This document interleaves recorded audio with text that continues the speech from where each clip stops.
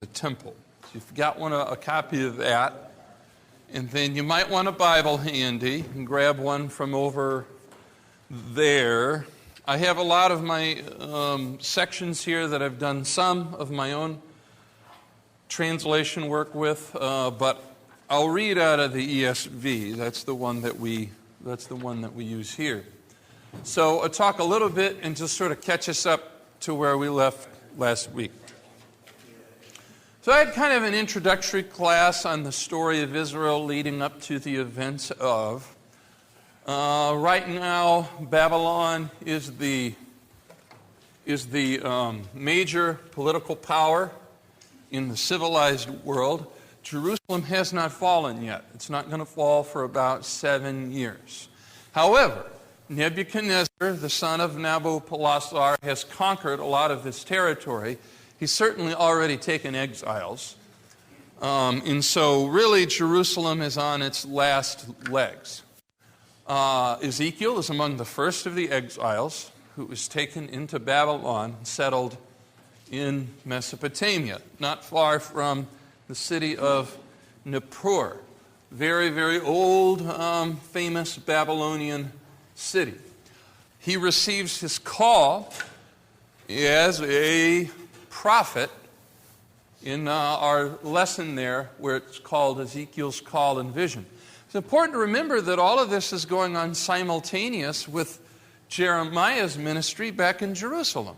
These two prophets are completely contemporary with each other. Now Ezekiel is younger, and as his father was a priest, he would have observed Jeremiah's ministry when he was a young boy. Jeremiah is getting up there in years. But right now, Jeremiah is back in Jerusalem telling Zedekiah, the last king of Judah, all kinds of bad news. Ezekiel receives his call to tell bad news to the exiles. And in his calling and vision, a few things about Ezekiel. His visions, prophets have visions. You get Isaiah's vision in chapter 6 of Isaiah. I saw the Lord highly exalted, and the train of his robe filled the temple. We've all heard that. But Ezekiel's visions are far more detailed and elaborate and frequent than that of any of the other prophets. And they frequently leave him in a stupor when he's done having them. And then his calling to prophetic ministry. More specifically, we just finished last week this lesson called The Watchman, chapters 4 through 7. And there Ezekiel is given, his role as a prophet is like that of a watchman. Somebody in a town you would put on a watchtower to let them know when the enemy's coming. And the idea is that disaster is waiting for the people in exile and back in Jerusalem. They have an opportunity to return to the covenant. In that sense, it's sort of like John the Baptist's ministry in the New Testament. When John the Baptist is calling people to repent of their sins, I get less the idea that he's baptizing people because they did something naughty this week. It's more a matter of many people are walking away from the covenant of their ancestors. They're turning their back on their faith. And this is an invitation to come back to the Lord. And so that's what Ezekiel's role as a watchman is. Warn them that there's a disaster on the horizon. And here, as in Jeremiah, Ezekiel will pick up on this later. He focuses very much on the responsibility of the individual person. Jeremiah does that too. If a person hears and doesn't believe, then their blood is on their own head. On the other hand, if they hear and turn back, then they will be saved. And Yahweh says to Ezekiel, and you will be saved. Ezekiel is under a threat that if he doesn't deliver the oracles that Yahweh sends to him, then he will be condemned as well. It's the same as a watchman. If he falls asleep on his watch and the whole town gets wiped out, then he's responsible. That's a serious job. And in times of war, you get the death penalty if you fail in your duties as a watchman. And so Ezekiel's given that same task. And that's important because the news that Ezekiel has to present is very, very unhappy. Now, we learned also a lot of the oracles he receives are private. They're for him and him alone to know. When we encounter this phrase, thus says Adonai Yahweh, that's usually tagged to something he's supposed to say public. And so most of the news he gives in public is all bad. We do have some positive outcome, but Ezekiel's not allowed to present it yet. He just has to keep it to himself. So in a sense, you get the idea that this is partly to fortify him, because the prophets of the Old Testament, like Jeremiah, Ezekiel, for the most part, has to stand alone. He has to stand by himself. And most people don't have the fortitude to do that. If you're standing all by yourself and you're the only one saying something, it's usually a sign that you're crazy. And people will tell you that you're crazy. And the only people who don't believe people when they tell them that they're crazy are crazy people. And so Ezekiel definitely needs to have some sort of supernatural help in being consistent with this task. The last thing that I'll say, and then we'll enter in today's lesson, a lot of his prophecies, in addition to having these elaborate visions, a public life and a private life that are very, very different, much of his prophecy is enacted. He acts it out in the course of his own life. He ties himself up. He lays on his side his little model of the city of Jerusalem, and he prophesies against it in the presence of witnesses. Strange, strange activity. Today, beginning in chapter 8, he receives his second vision. Okay, so this here is sort of his first vision. And then, today, in chapter 8, he receives the second one. And I'll just read kind of the first few verses, because the book divides up fairly tidily into sections that are marked by these visions. Chapter 8, in the 6th year, in the 6th month, on the 5th day of the month. He gives the precise date. I sat in my house with the elders of Judah sitting before me. So you get the idea that he's in his home, but the elders of the people come and visit him to observe all of his strange activity. And he likes this phrase, the hand of Adonai Yahweh fell upon me. Now the ESV says Lord God, that's more traditional. But Ezekiel uses this odd phrase, Adonai Yahweh. And then I looked and behold. So there's the vision. He's going to have another visionary experience. Now, let me stop and see if there's any questions about this before I jump into this vision. That's my little intro. Now, there's a lot of discussion about how these visions work. Ezekiel's first vision is of a fiery chariot with Yahweh seated on a throne on a sea of glass and cherubim under the four wheels. So he saw that. Now, if somebody had been observing them, they probably wouldn't have seen anything. They would have seen him seeing something that no one else sees. So one of the questions is, well, how does a vision work? Usually when you see something, you see it because it's external to you, like this table. These visions have a lot in common with hallucinations. Hallucinations are when you see something and nobody else can see that it's there. In this particular case, though, there's a reality to them. So you can ask, does Ezekiel literally eat the scroll when it's handed to him? Does he think that he eats the scroll? It's not exactly clear. It's not exactly clear. But for those of you who've been in the classes, much of the visionary stuff here, and we'll see here, reappears, particularly in the books of Daniel, the books of Revelation. draw heavily on Ezekiel because of the visionary nature of apocalypse. Apocalyptic literature that has to do with the end, the final battle between good and evil usually comes in the form of a vision. Daniel, I saw a vision. And in the book of Revelation, I was in the Spirit and I saw. So about, in page 31 here, about 14 months after this first vision, so it's been over a year, he's done laying on his side and prophesying against the little model of Jerusalem. He has another vision around the month of September. So we're in about the time of the fall.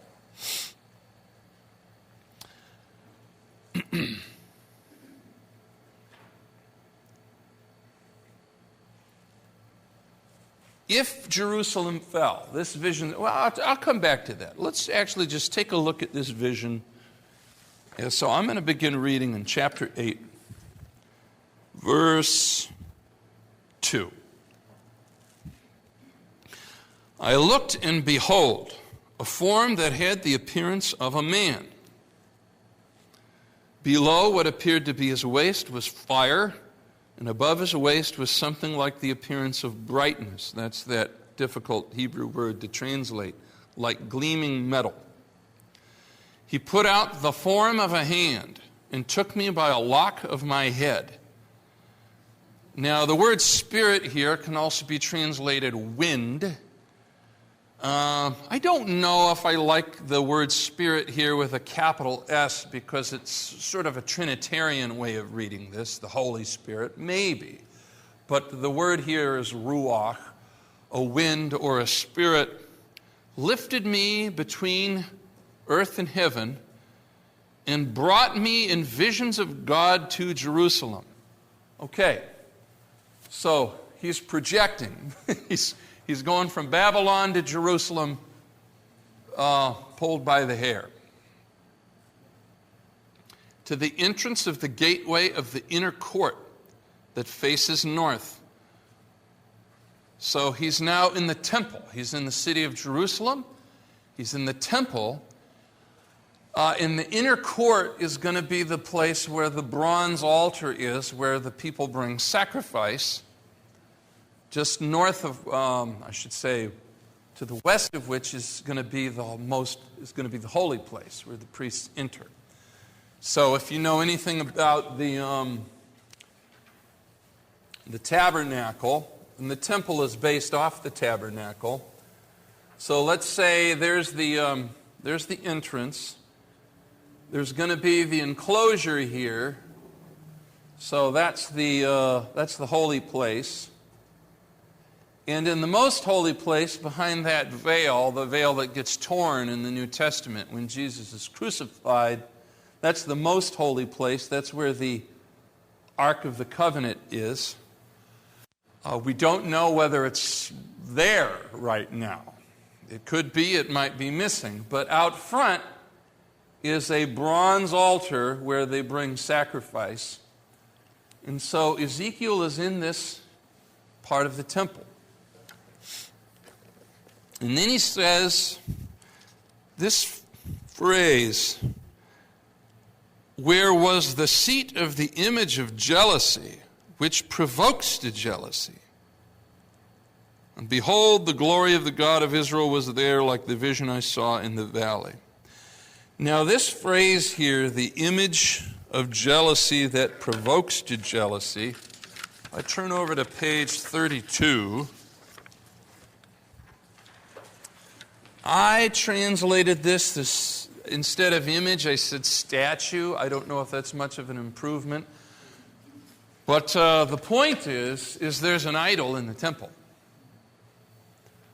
And this becomes a big theme in the book of Daniel and in the book of Revelation, the idea of placing an idol in Yahweh's temple.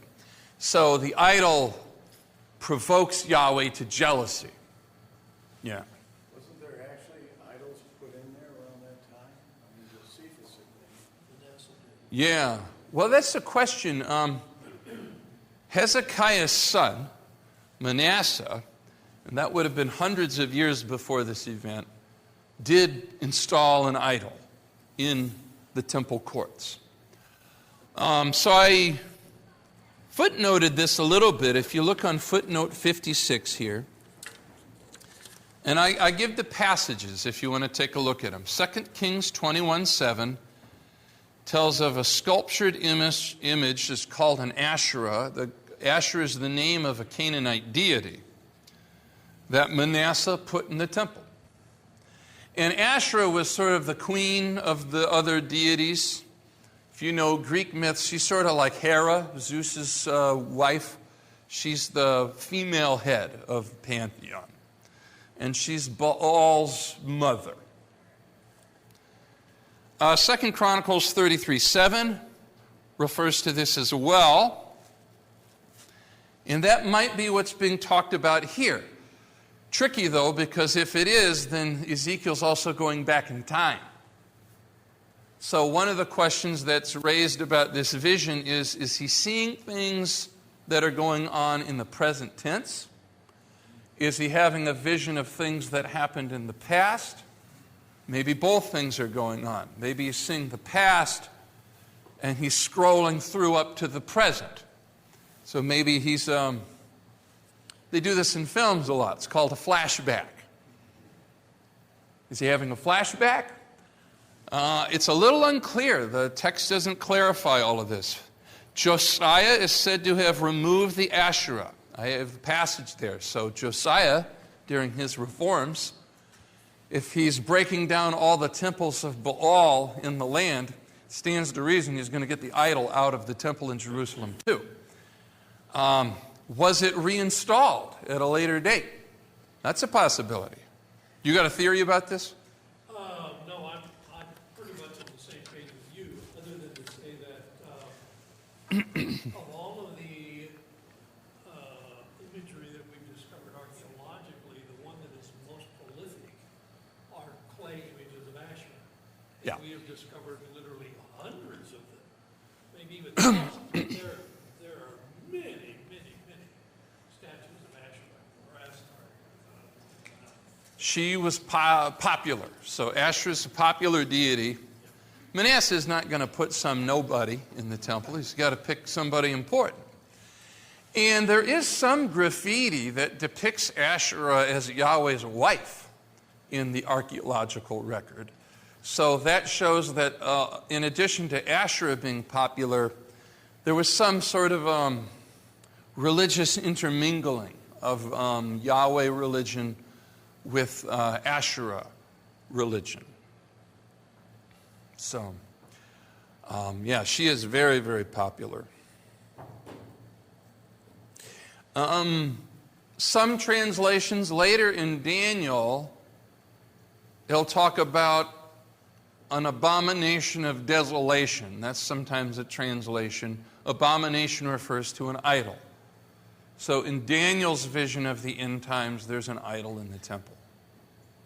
Jesus uses the same language in his discourse on the Mount of Olives. Say in Mark chapter 13, when you see the abomination of desolation standing in the place where it ought not be, run, I think he says, to the hills, or something like that. In First Maccabees, it's going to directly describe the abomination of desolation as a statue of Zeus that was Yes. built in the temple by Antiochus.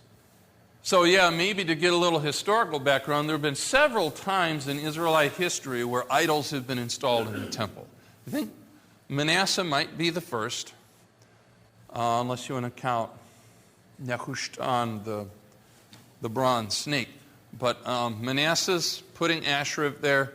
In the Maccabean revolt, they put a statue of Zeus in the temple.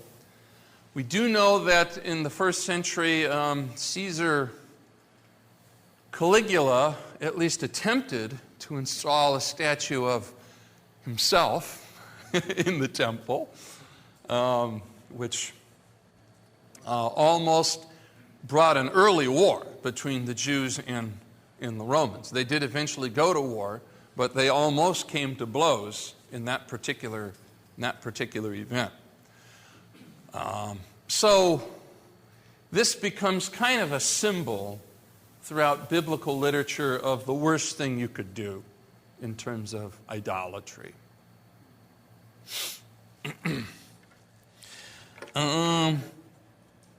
And then from there is going to be a series of 4 abominations, that being the first, with the temple here. Let me stop and see if there's any questions. But the big central theme is there's an idol in the temple. There's an idol in the temple. Yeah. I always talk about the Asherah poles, Asherah poles, I don't know how you say it, but it seems like that's a repeating thing throughout this too. Yeah, it was part of the Canaanite. In pagan religion, there's even Seneca talks about this in some of his literature. He's a Stoic philosopher, but there's a feeling of awe that attaches to caves, mountaintops, or secluded groves.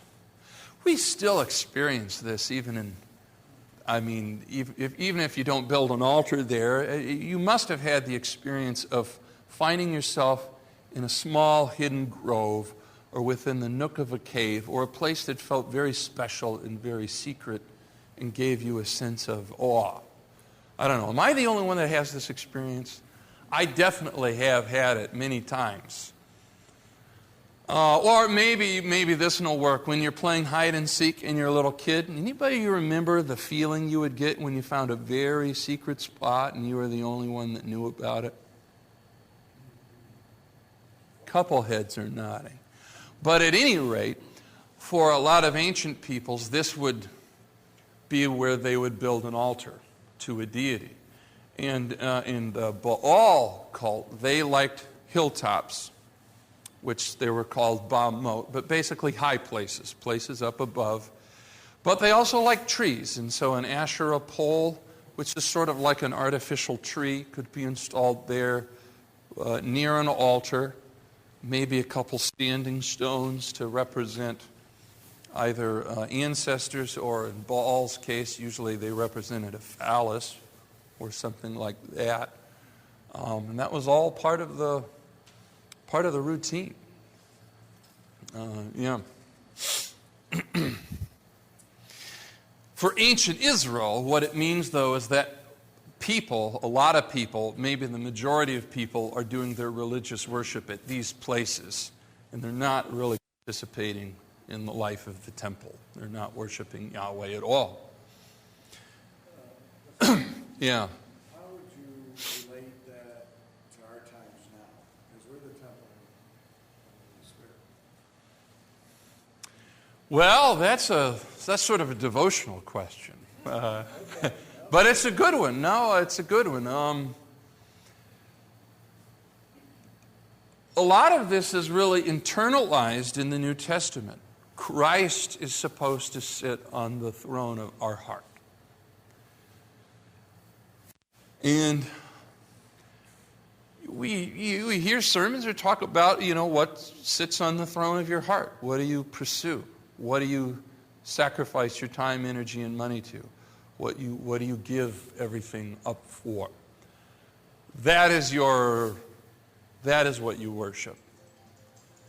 And then if it's not Christ, from a Christian point of view, then it's an idol. So to that extent, anything can be idolatry.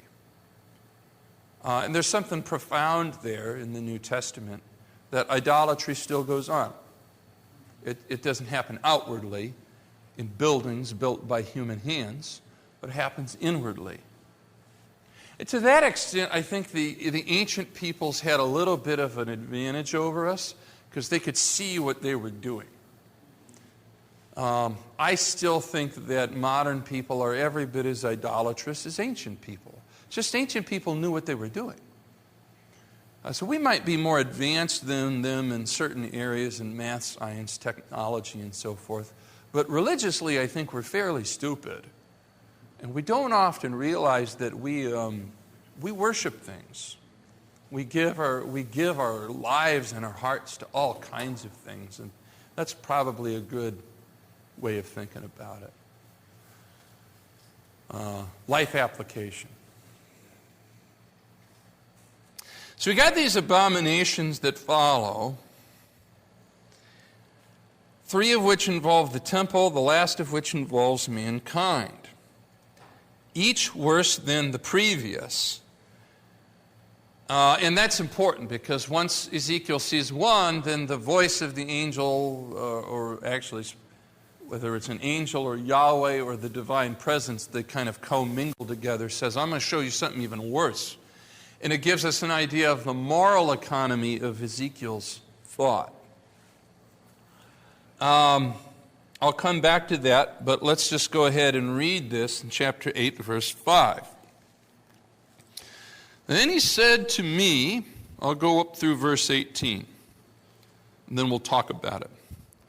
Son of man, lift your eyes now to the north. So I lifted my eyes toward the north. Behold, north of the altar gate in the entrance was this image of jealousy. So that's the first abomination, is the idol. Son of man, do you see what they are doing? The great abominations that the house of Israel are committing here. This is an important phrase, to drive me from my sanctuary. The idea is that this is sort of a trivial example. You're tracking mud in God's house, and you're not going to be able to stand it there very much longer. You're driving him out. And here's the key phrase, you will see still greater abominations. He brought me to the entrance of the court, and when I looked, behold, there was a hole in the wall. Okay? And he said to me, Son of man, dig in the wall. So I dug on the wall, and behold, there was an entrance. He said to me, go in, see the vile abominations that they are committing here. So I went and saw, and there, engraved on the wall all around, was every form of creeping things and loathsome beasts and all the idols of the house of Israel. Before them stood 70 men of the house of Israel, with Yaazaniah, the son of Shaphan, standing among them. Each had a censer in his hand, and the smoke of the cloud of incense went up. He said to me, Son of man, have you seen what the elders of the house of Israel are doing in the dark, each in his room of pictures? For they say, Yahweh does not see us, Yahweh has forsaken the land. He said also to me, you will see still greater abominations that they commit. So that's the second. Third, he brought me to the entrance of the north gate of the house of the Lord, and behold, there sat women weeping for Tammuz. We'll have to talk about who Tammuz is. And then he said, have you seen this, O son of man? You will see still greater abominations than these. And now the fourth, he brought me into the inner court of the house of Yahweh, that is the temple. And behold, at the entrance to the temple of Yahweh, between the porch and the altar, were about 25 men, with their backs to the temple of Yahweh, their faces to the east, worshiping the sun in the east. Then he said to me, have you seen this, O son of man? Is it too light a thing for the house of Judah to commit the abominations that they commit here, that they should fill, now here's an important phrase, the land with violence and provoke me still further to anger? Here we have one of these strange phrases in Ezekiel that nobody knows what it means. Behold, they put their branch to their nose. I know that's shocking. Everyone's like, what does that mean? And the quick answer is nobody knows what that means. But whatever it means, it's not good. Because he says, therefore I will act in my wrath. My eye will not spare. That's a deliberate play off the earlier phrase, Yahweh doesn't see.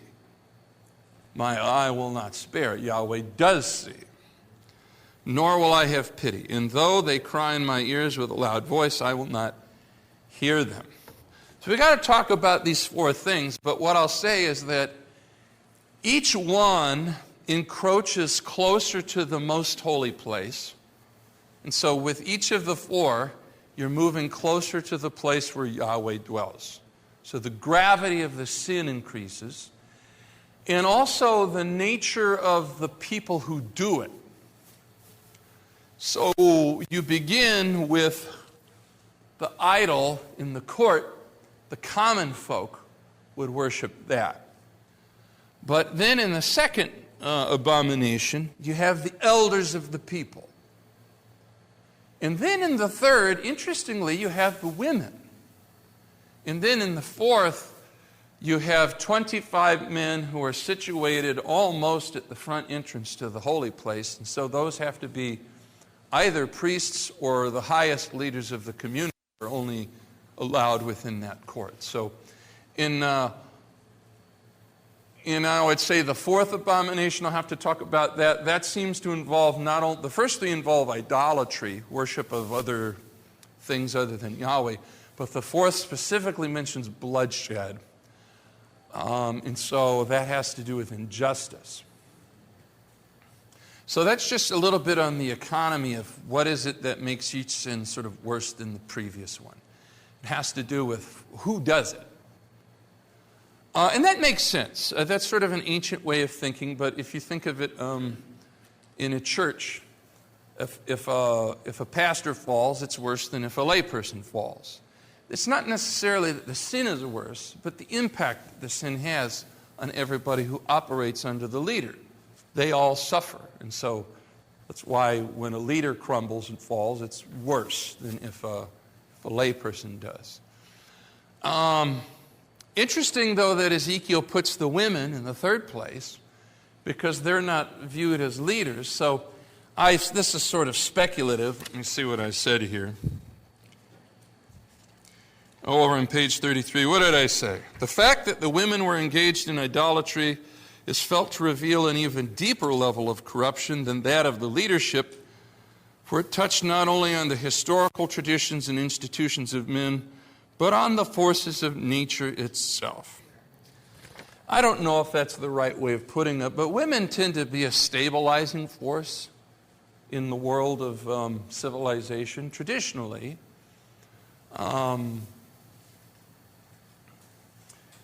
Paul uses this language in Romans when he talks about men exchanged unnatural relations with other men. But then he says, even women did, which is his way of saying, boy, who would have thought that? Now, I don't know if that's our attitude today, but at the very least, you could say that was a widespread idea at the time. So let me see if there's any questions or comments here, and then I'll kind of go down these four in what I have in the notes here. See how I'm doing on the time. Yeah. A good example of things incised on walls. You see in the Detroit Institute of Arts, the Middle Eastern section, there's going to be some guardian figures that are depicted as incised on big slabs. Those would be Assyrian, not Babylonian. I think essentially they're the same type of iconography. Yeah, there's a tricky Hebrew word here for those creatures. The Hebrew word is remesh. It's not translatable. We don't have a word for it in English. Your Bibles, even if you go back to Genesis, they'll call them creeping things or swarming things. In the book of Genesis and creation, God created the beasts of the sea and the land animals and the creeping things. And I always remember reading that as a kid. I thought, what are the creeping things, But the Greek word is phonic with a C-H-T-H. So they have the same idea, but it's creatures that live in the ground, move along the ground, eat off the ground. And the idea is that they have a close association with death. They're either scavengers or carnivores. When things die, they return to the soil. Dust to dust. And likely that is why the pig, along with other kinds of creatures, are off limits for Israelites to eat. The serpent or the snake is certainly considered the creeping thing par excellence above all others. In fact, that's the one that Yahweh says, you will crawl on your belly and eat dust all the days of your life. However you interpret that passage, kids interpret it literally and they ask whether snakes used to have legs or something like that. But the point is that is the king of the creeping things. If the lion is the king of the jungle, the snake is the king of the creeping things. So these things that they're depicting on the walls are to be kept far away from the sanctuary because of their association with death. Yahweh is the source of life. Corpses are not allowed in the sanctuary. Nothing that dies of itself, unless it's been properly slaughtered, is allowed anywhere near the sanctuary. So that is the second abomination there, are those creeping things. That's probably also why Israelites don't eat shellfish, because they're bottom feeders, lobsters, crabs, things of that sort. Now, in this second abomination, we have a proper name here. Azaniah, son of Shaphan. We do not know who this person is outside this text, but it's obvious that we're supposed to recognize the name. He is a member of the 70 elders of the house of Israel. And the 70 elders are probably early ancestors of the Sanhedrin, what we learn about the Sanhedrin in the New Testament. If you go back to the Torah, the days of Moses, he appoints 70 men. 70 men have been appointed back in that time as elders of the representatives of the people. And this guy is one of them. You have a seal impression with his name in it. Oh, I didn't know that. Does it say son of Shaphan? You guys know what a seal impression is? I think some of you do. Because people had these signet rings. They would put them in clay and put them on scrolls and things. But the nice thing is that you can still find them. And it's the closest thing you can to verifying the existence of someone that the archaeological, it's like finding a signature lying in the ground. It's really, really handy. But the fact that he's a son of Shaphan is important because Shaphan was a major person involved in Josiah's reforms. He supported Josiah's attempt to return the nation to Yahweh. And so the idea seems to be that a great house and a great name is participating in this corruption. Let me see if I can think of an example. Can we think of an example of a great name where the descendant of a great man, well, you got Hezekiah and Manasseh. Hezekiah was a great king. Manasseh, his son, was terrible. I was trying to think of something American. Donald Trump Jr. and Donald Trump.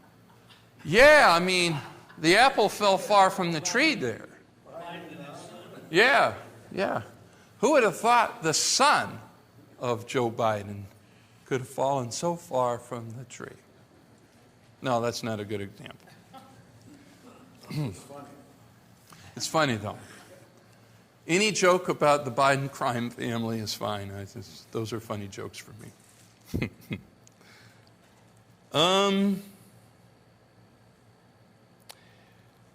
The third abomination, Tammuz, is known as far back as Sumerian literature as Dumuzi. I have a footnote. The god of vegetation who died in the dry season had to be brought back to life during the rainy season. And the goddess Inanna descended in the netherworld each year to bring him back to the realm of the living for the rainy season. Women who would mourn publicly and weep were thought to play an important role in bringing the deity back to life.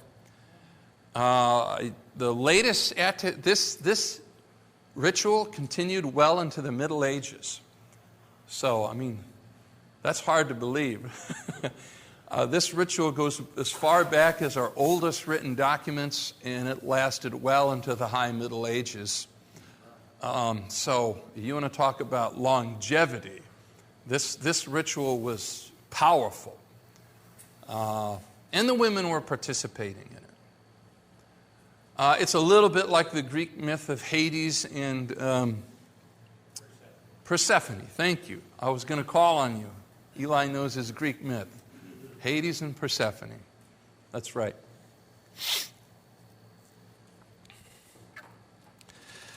This last one, the 25 men with their backs to the temple facing the sun. Initially, it just looks like one more example of idolatry, like they're worshiping Helios, the god of the sun. Certainly that's part of it, but Helios is also, or I should say Shamash would be his name in Hebrew, the god of justice. And in this connection, he says, they have filled the country with lawlessness. The language there is very close to the flood story in Genesis chapter 6. The land is filled with lawlessness and bloodshed, and therefore Yahweh brings the flood. We already saw earlier, Ezekiel has some resonances with the flood story. He lays 40 days on one side, 150 days on the next. Those are the exact same number of days in the flood story. And if creation is viewed as a temple, the destruction of this temple in response to bloodshed parallels the whole flood narrative in the early part of Genesis. So I don't know if I could prove this, but I detect within these early chapters a parallelism within Ezekiel between the flood story, the imagery and the language of the flood story, and what is going to go on in this temple. That raises some interesting questions about how to interpret the flood story. But the flood story is certainly about the idea of the destruction of Yahweh's first temple, which is creation itself. And then this temple here, and the imagery from this is all found in the book of Genesis too. I've talked about that at other times, but that's just a very, very striking feature. I think it's also significant that these men are standing with their back toward the holy place. So they, Yeah. their very stance is that they're facing away from Yahweh rather than facing toward Him, which is a way of saying they're rejecting Yahweh. Yeah, they've rejected Yahweh. Well, and bloodshed is also a sin against Yahweh. You have this idea, I suppose this is a life application idea too. James says in the New Testament, he who doesn't love his fellow man whom he's seen cannot love God whom he has not seen. Man is made in the image of God. Therefore, when we do harm against our brother, that's not just a social crime. That's a religious crime, because man is made in the image of God. You have this powerful association in the Old and the New Testament that's frustrating at times, that you can't entirely separate your relationship with God with your relationship with other people. And so bloodshed becomes, actually in this sequence, the highest crime. All of these other sins are directly against God, but when it reaches the point to where man begins to shed the blood of his fellow man, that's the breaking point. And that's a very, very interesting idea. And that comes through in the other prophets, because the bloodshed and social injustice are very much on the forefront of their minds as a sign of disobedience to God in a very tangible kind of way. Okay, now today, actually that's a good place to move into the next section. We should be able to finish chapter 9. Because it's come to bloodshed, that means this also conjures up language of the flood. Because after the flood, Yahweh says, whoever sheds the blood of man, by man shall his blood be shed. Now, Christians bicker about this in their disputes about the death penalty, this particular verse. But what's going to happen is that now, because they are guilty of bloodshed, then they will suffer the punishment of bloodshed. So, chapter 9, verse 1, after Ezekiel sees this vision, so he sees the glory of Yahweh in the form of a man. He's pulled by the hair of the head, zipped across the Syrian desert, and now he's in the temple. And he sees these 4 abominations, which actually seem to go back into the past and catch him up to the present tense. All the way back to Manasseh, all the way to people who are living at the present tense. And now in chapter 9, verse 1, he cried in my ears with a loud voice. Presumably, the angelic figure who is also identified with Yahweh. Bring near the executioners of the city, each with his destroying weapon in his hand. Behold, 6 men came from the direction of the upper gate, which faces north, each with a weapon for slaughter in his hand. Each of them was a man clothed in linen, with a writing case at his waist.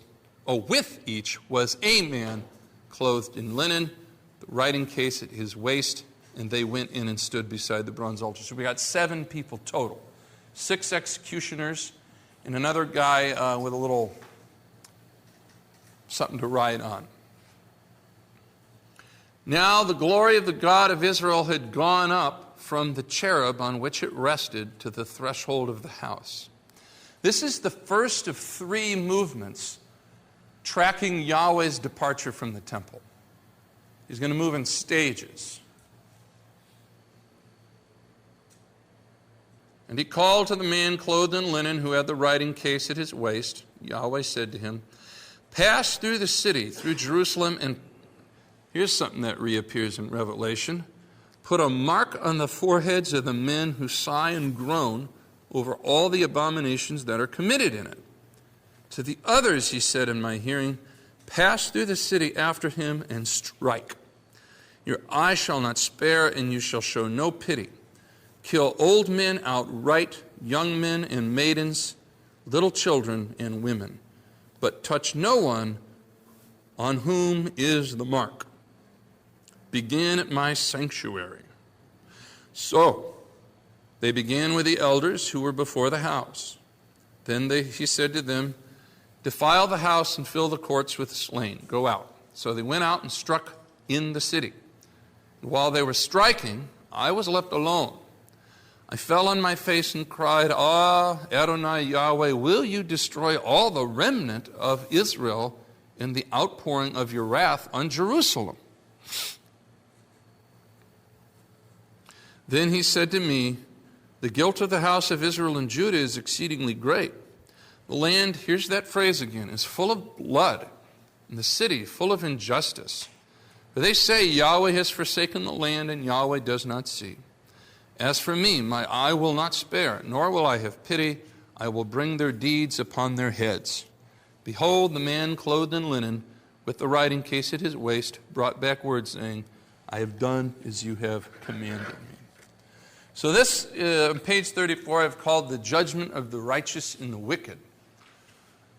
Now, this is all part of a vision, so it's not clear that this ever literally happened.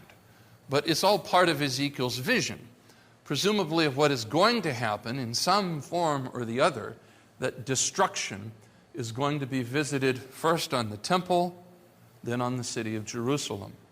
And that destruction will be unsparing. Men, women, and children are all going to be swept away in it. It's signified by these 6 executioners, and this man with the writing kit who marks the head, interestingly, of the innocent. We're so used to Revelation, we always think of the mark of the beast. Now, if you've read Revelation, you know there's a mark of the Lamb, too. They both get a mark, but the mark originally is a good thing. So next time we celebrate Ash Wednesday, come and get your mark on your forehead. Because if you don't, Well, you know what's going to happen. Now, the mark here, actually, the Hebrew text has the Hebrew word tau, which in ancient script kind of looks like that, which also looks significantly like a cross. The early Christians observed this, and this is doubtless part of the inspiration. Many of you know Ash Wednesday is not specifically mandated in the Bible, but it has biblical precedent. The idea of marking people on the forehead with tau, the T, which does look like a cross, is a sign of belonging. It's a sign that one belongs to Yahweh. And it's a sign of protection. Now, if you're clever, you might be able to guess probably the earliest part in the Bible where someone is marked protected by Yahweh is who? Cain. And we don't necessarily hear that he's marked on the head, but after he murders his brother Abel, he has this odd passage. He says, well, people will find me and they will kill me. And Yahweh says, no. And it says he put a mark on Cain. We don't know what that is. The idea of marking the forehead, though, also reappears in the instructions for the tabernacle. The high priest wears a diadem on his head that says, holy to Yahweh, and that is on his forehead. So it's a sign of ownership and protection. I don't know if this sounds too Western. It's like a brand. I mean, it shows who the owner is and under whose protection it is. Reappears here in Ezekiel, and it certainly reappears in the book of Revelation. Now, in the book of Revelation, they expand on it, and then the beast also has people who are marked, and they belong to the beast. But it's a very, very old idea that reappears at various places throughout the Bible.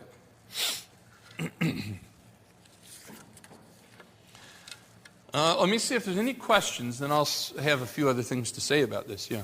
Just going back a little bit, but the 6 elders, or what are they, the last? The executioners? In the temple. Okay, yeah. They're supposed to be facing, all the way before they were facing the north, then they faced east. So, Is there some significance to, facing east. they have their back to the temple? So, east then is their backs to the temple, then they're facing to the east. And there's some, And Babylon is to the east. There's a number of different ways of looking at it. Now, the direction east has a rich literary resonance in the Bible because the tabernacle is always set up the same way, so that Yahweh's in the west. So if you head east, you're headed away from Yahweh. So there's no accident that when the man and when Cain is sent out of the garden, he's sent east. That is always a sign of moving away from the Lord, the cardinal direction east. And it reappears in poetical passages. Adam and Eve go east out of the garden. Abraham sends Ishmael east.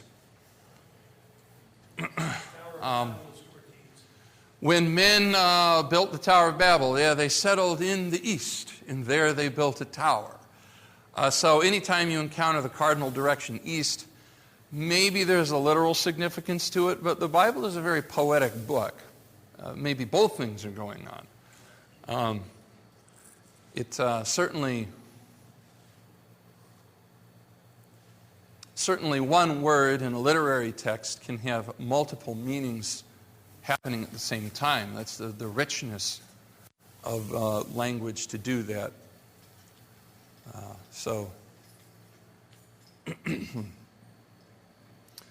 When David flees Jerusalem, From Absalom, he heads to the east to the Mount of Olives.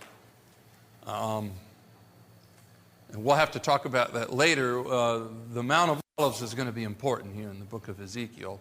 And that, of course, is important in the New Testament, too. Any other thoughts or questions about this? Yeah, Dad, and then Charlie first. Oh, just that, it's interesting to me that the enemies of God are never satisfied with having their own temple. They want to take over God's territory as well.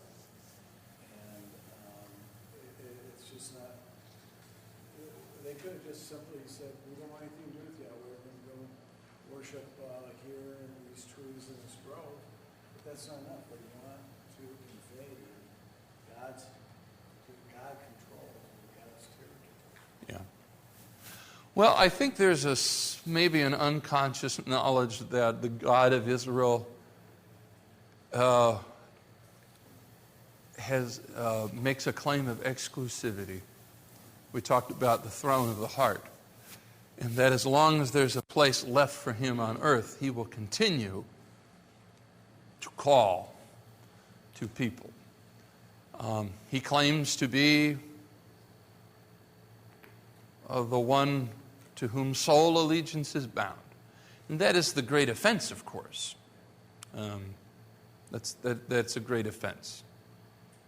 But that might have something to do with it. Yeah. Did you have one there? Question. How far back, I don't know if you know the answer to this, but how far back in history do we go where you are not allowed to turn your back on the king? Well, The medieval period, and I think it might go back at least to the Persian period in ancient history. Not sure, but if Yahweh is the king who is enthroned between the cherubim and they have their backs to him, I'm wondering if that custom of not turning your back to the king goes that far back. I think it probably goes pretty far back. I mean, it would be difficult to... I can think of parallel passages, even in Sumerian literature, has passages that are like some of the Psalms, that are petitions for the king to turn their face toward. And you hear that in the Psalm, do not turn your face away from me. Turn your face toward me. And that language is much older than the Bible.